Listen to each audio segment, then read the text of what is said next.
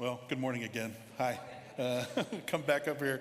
A lot of up and down today, but some days that's what it is. It is so good to have each and every one of you with us. It's good to be back after being gone for 8 days or so. What a blessing it is to have folks like Matt McBride and Ron DeCullum and Thomas and so many others who you just don't even have to worry about it. I knew that worship was going to go off without a hitch last week, and of course it did. And I want to thank Matt for preaching for me in my absence. He did a fantastic job. I hope you're able to hear that. If you aren't, you do like I did. Jump on and watch the video and listen to that. Just a magnificent time. So thank you to everybody who helped make that happen. I also want to echo what Laura said and invite you to come back tonight, not just for the potluck, but we're gonna eat together down in the gym, and then at 6 o'clock we're gonna come down here and worship. If you haven't been in one of these kind of blended night worship times, it's a lot of fun. Our kids are a big part of it, and we're gonna do some songs that are kind of pointed towards the kids and have some fun with that.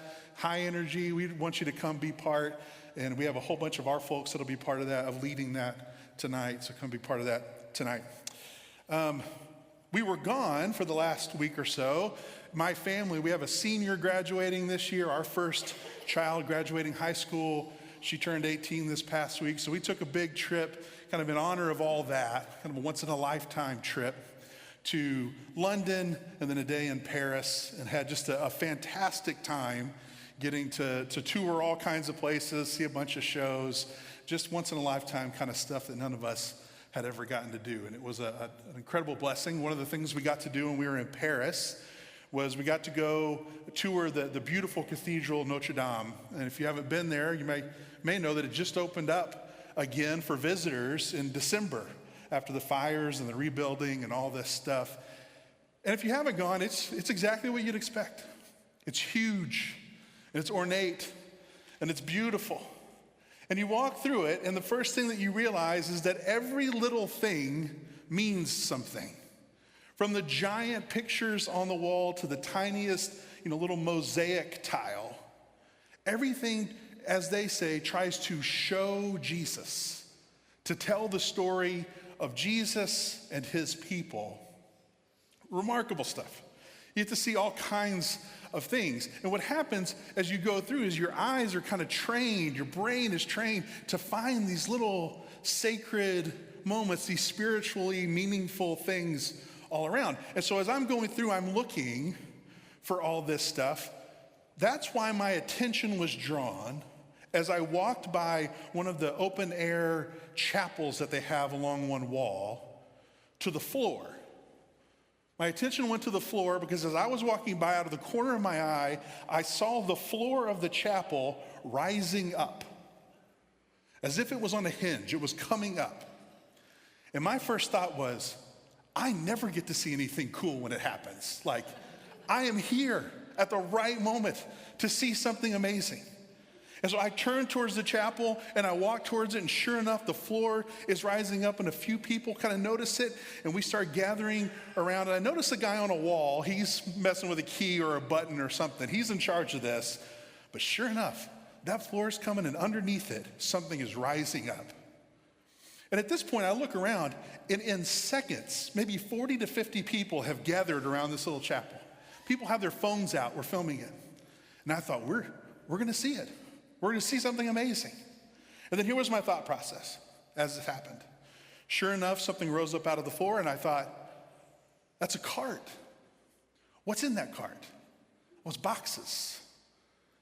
I kind of could see the label, and I thought, oh, those are pamphlets. This is a service elevator. Okay. And at the same time, everybody realized it. You have never seen a crowd disperse faster than, we gathered around that thing like we were about to watch a resurrection. We thought something amazing was going to happen because our minds were kind of trained for that. And it's a service elevator. It's a reminder that, yes, there's all these holy things, these sacred things, but it's still a building. I put way too much expectation on this moment, expectation that it would never be able to fulfill. You can ask my wife. I got to laughing so hard after that. I thought that was the funniest thing, that we were so excited about this and it just turned into nothing. It was a cool service elevator though, we'll have to give it that. I realize that I do this more than I think in my life, where I put more expectation on things or people than they can ever possibly fulfill. You ever done this? You ever put too much expectation on a relationship, hoping or thinking that another person can fill in the missing pieces of you, can fix what you think is broken in you, only to find out that they're human too, and they've got a lot of the same problems you do?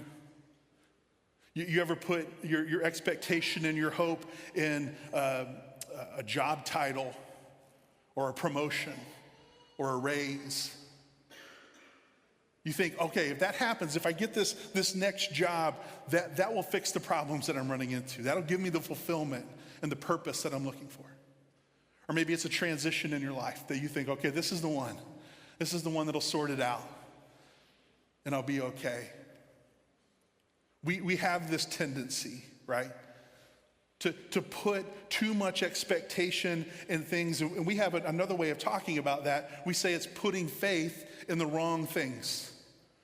We are bombarded with opportunities to do this. We are constantly tempted to put our faith in the wrong things, to look for assurance and certainty and purpose and identity in things that ultimately cannot give them to us. Now, that's a reality that Jesus fully understood in his ministry.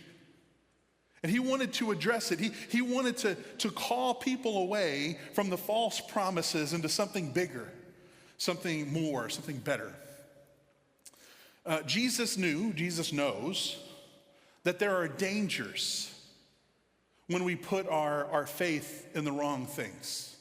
There are things that happen that shouldn't happen. And that's what I want to talk a little bit about today. Today what I want to do is I want to show you a set of stories in the Gospel of Mark. That's the gospel that we're going through.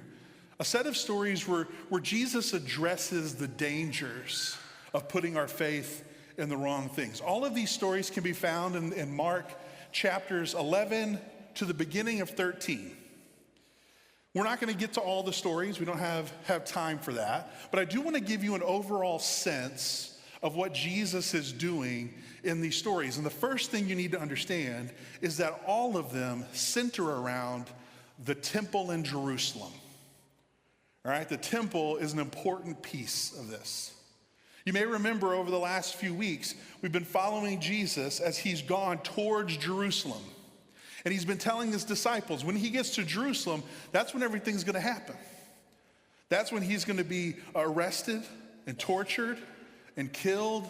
He's going to rise again on the third day. They don't fully understand all that, but they know something big is happening when we get to Jerusalem, and now we're there. Now we're in Jerusalem. He's entered in on a donkey like a king would. We'll talk about that story in a couple of weeks. But as soon as he gets into Jerusalem, the first place he goes is to the temple. Because the temple was the center of the spiritual, or the social and the religious life of the Jewish people. And so he goes into that place, and I want to read you what Mark tells us about his visit. This is Mark chapter 11, verse 11. It says this: "So Jesus came to Jerusalem and went into the temple. After looking around carefully at everything, he left because it was late in the afternoon. Then he returned to Bethany with the 12 disciples." All right, let's go to brunch. There's your verse for the day, right? Jesus shows up at the temple, he looks around, and he leaves. Not much going on there. Except I think this is a pretty important scripture, actually. Jesus goes and he looks around the temple and he leaves. Because I think he sees things that he needs to prepare for. So he goes to be with his disciples. The next day, he's going to come back to the temple and he's going to bring his disciples. And the disciples and us as the readers of Mark's gospel, we get to walk through the temple with Jesus. and hopefully see it the way that he does. When we were on our trip, we went to places like Notre Dame. My wife and I, when we're at these places, we love to get the audio tours, to get the little headphones and the thing you hang around your neck. I like reliving the 80s with those little Walkman headphones that they give you. We walk around with those because I always find that they give you some good insights, right? So we're at the Tower of London the last day that we're there. We're wearing the little audio tour. And I'm in this one room, and the tour tells me about this thing on the floor beside a wall over here.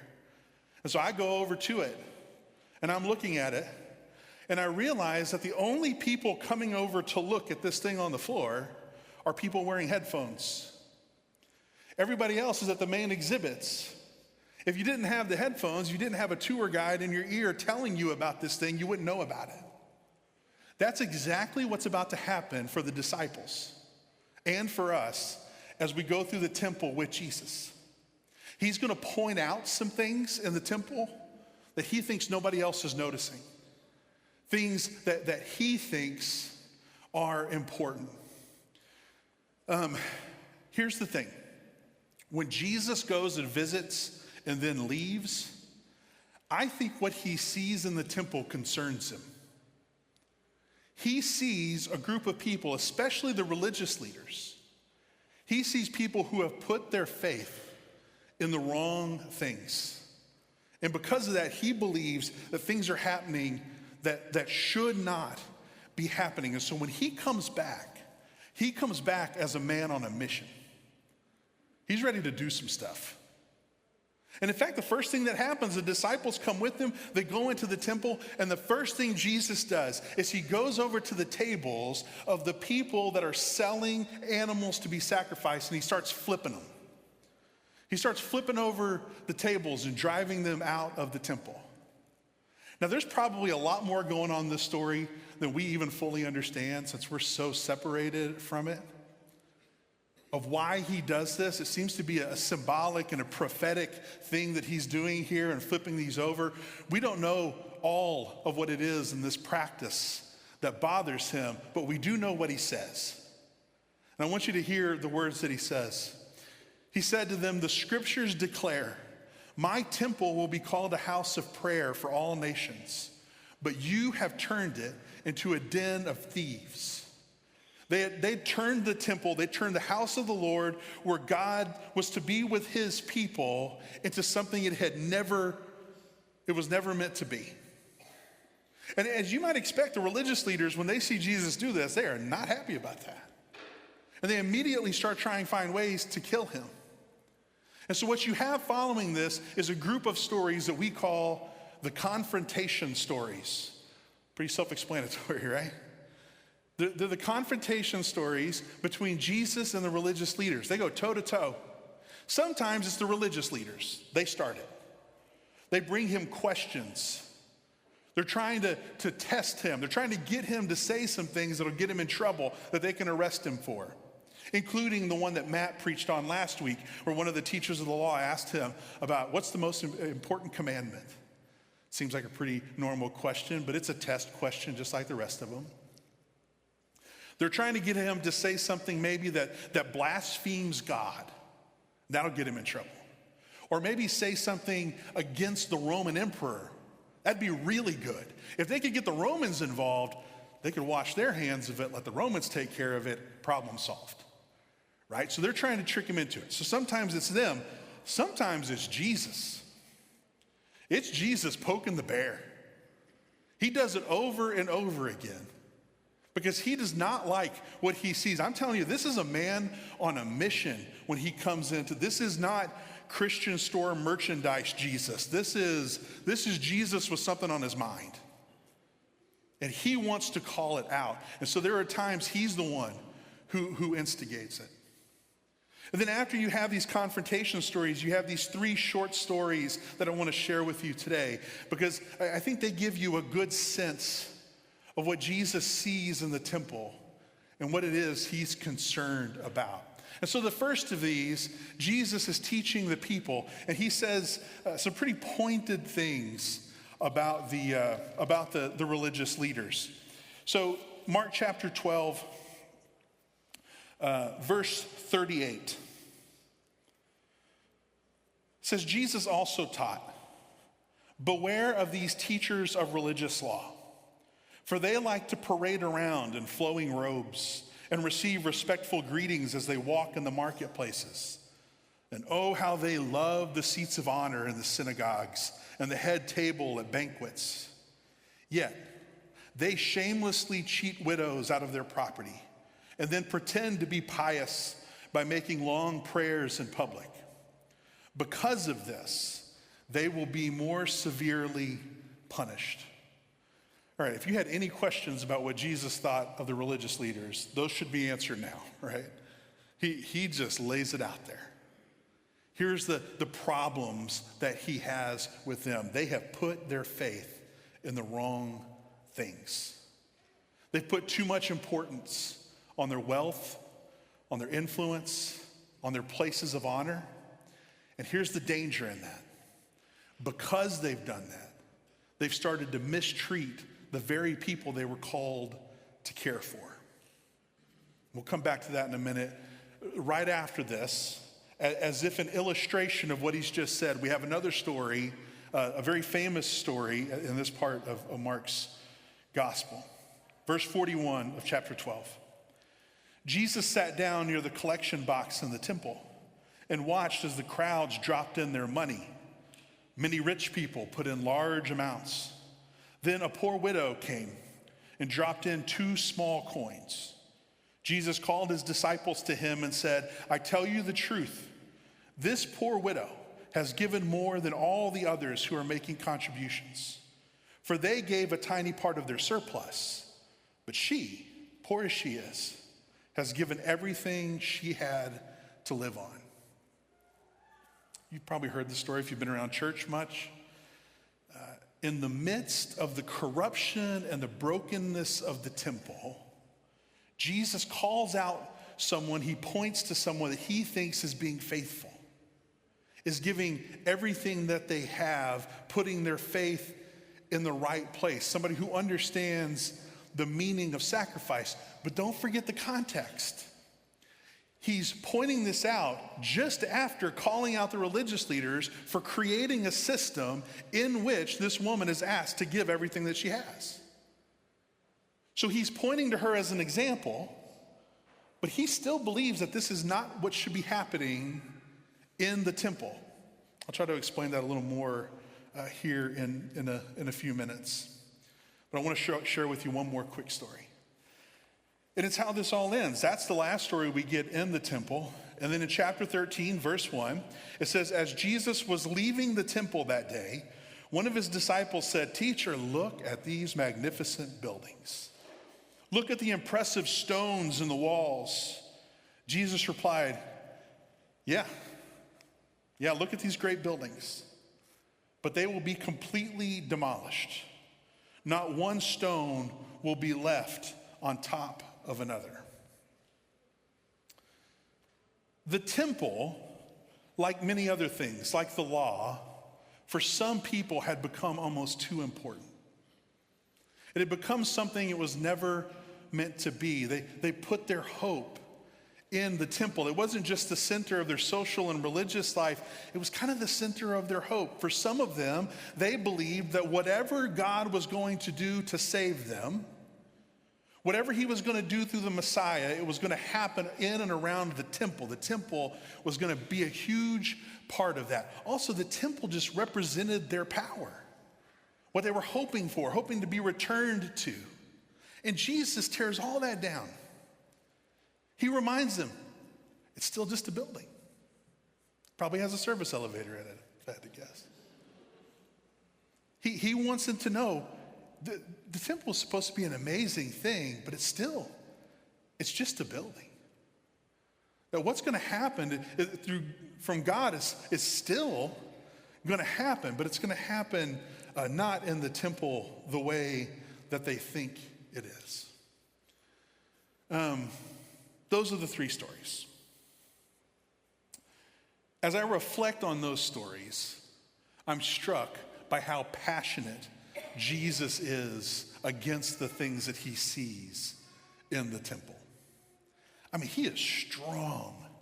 He is strong in his judgment of the religious leaders here. He's strong on them because he knows they should know better, yet they have still succumbed to the temptations to put faith in worldly things. And I don't think he's upset about this just to be upset. I think he's upset because he knows there's consequences for this.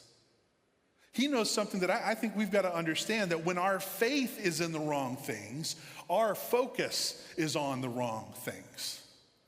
And when our focus is on the wrong things, we begin to do things that go against the values of the kingdom of God.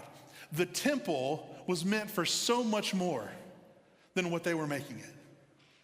The religious leaders had so much faith in their wealth, in the glory of the temple, and their material possessions, that they lost focus on the fact that the temple was supposed to be the place where God's people experienced his presence through prayer and worship. And when I think about it like that, when I put it in those terms, it starts stepping on my toes. That's when it starts to hit home a little bit for me. In what ways have I put more emphasis on things like money and influence than on connecting with God, the God of the universe? The religious leaders had so much faith in their own ability and in their status that they lost focus on the fact that they were supposed to care for the poor and the disenfranchised.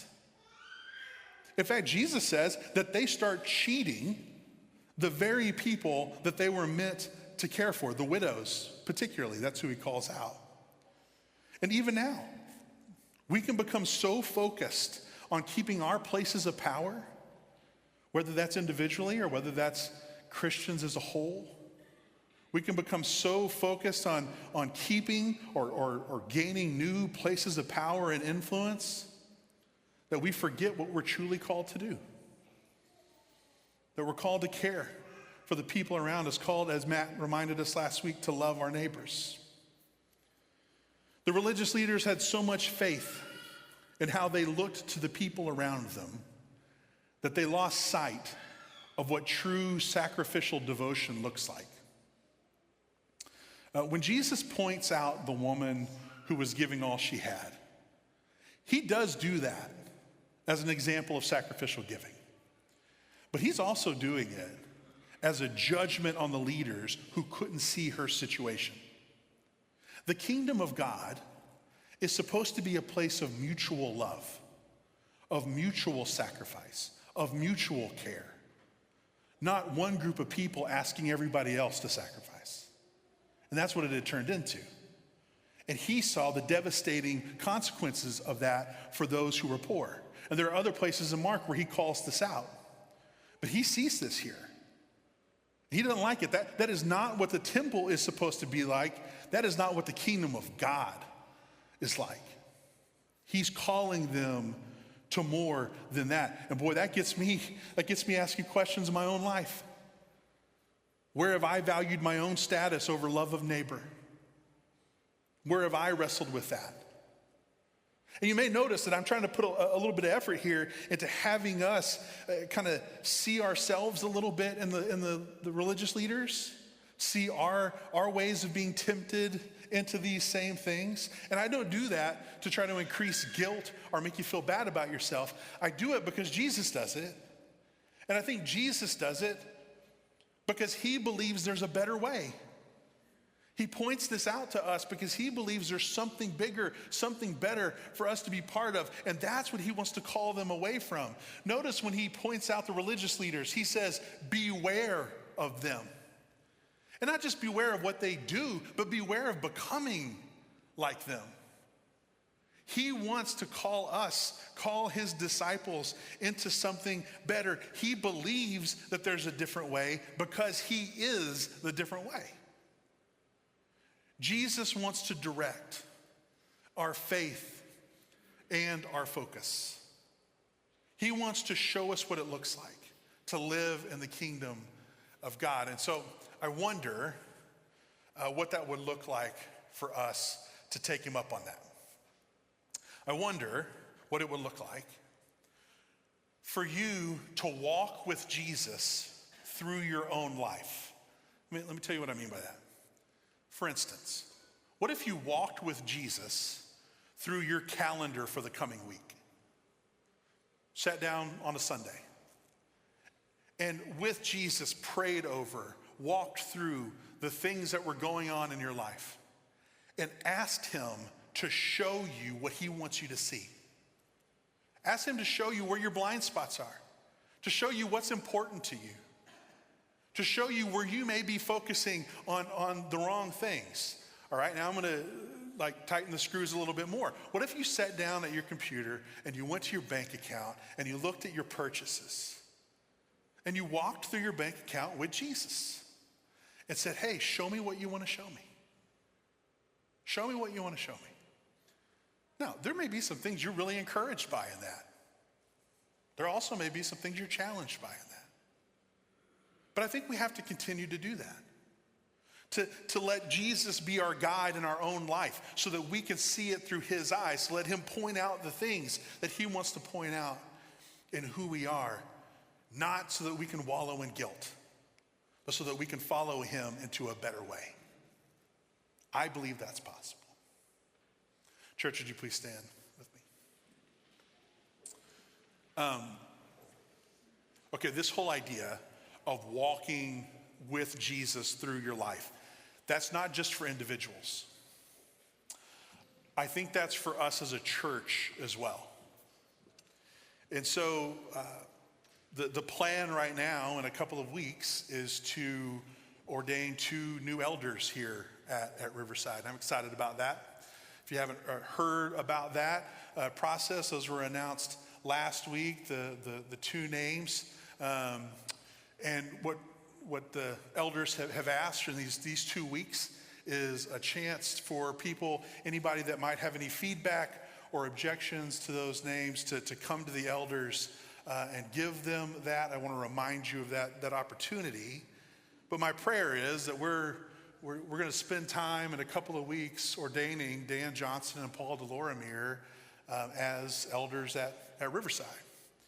I want to commit to you in the process of this change in leadership. I've had the chance to serve with a lot of elders at this church. There's not an elder serving now that was serving when I was hired. I've been here a long time. I've been with a lot of folks. I've been with a lot of staff members. I've been part of a lot of great leadership teams here at Riverside. And one thing that I've always been encouraged by, and that I want us to continue to do, is to do exactly this. I want to commit to you that we as a leadership want to walk through this church with Jesus, to let him show us the things that we need to see, the blind spots, because we got them, right? Every church does, every person does. To have him show us where he wants us to be working, maybe to show us new things in our community and in our world, where he wants us serving and spreading the love of Jesus and loving neighbor. We want to follow him in that. And so I want to ask that you join us in praying about that. We want to do this not just as individuals, but we want to do this as a church. What would it look like to walk through the life of this church with Jesus as our guide? What would he show us? That's my question for us today. If you are here today and you have anything that you want somebody to pray with you about or pray over you, some of our leaders will be back here at the Respond banner as we sing together.